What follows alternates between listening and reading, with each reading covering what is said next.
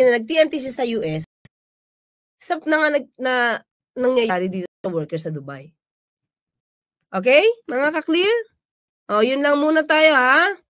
Ayun lang ang ating take dito. Diba? Wait lang, ha? Kasi sabi ni ni Sir Armandin, diba?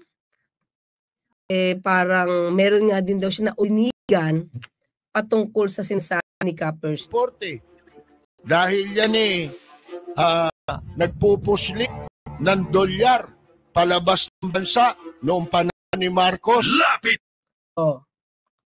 Yun din daw ang nakarating sa kanya. Pero syempre mga ka-clear, mas maganda na magaling na ito kay Sir Erwin Tulfo at idinay niya.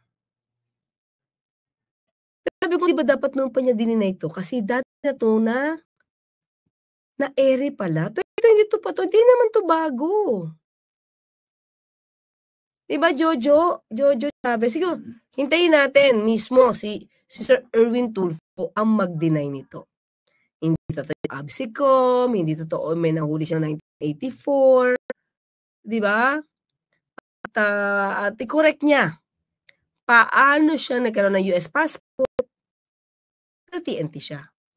Ang dami niya tingin ko sasagutin eh. Diba? Yogu Sipe. Wow, it seems the book of Ning Santos in the Philippines may be true after all. Actually, yun yung try natin. Hindi ko pa nakukuha yung book, pero may mga vlog kasi ito, may mga vlog, no? Itong si Ning Santos, titignan natin. Kasi naghahanap ako ng mga sagot doon sa mga paratang niya mula sa mga Tulfo. Okay? Mas maganda to na ma-research. Mas maganda to kung may sagot na. Malamang, kasi daming pinopost ni Ning Santos, pero parang hindi siya nagiging issue, parang ina-ignore. So, yun yung topic natin after this.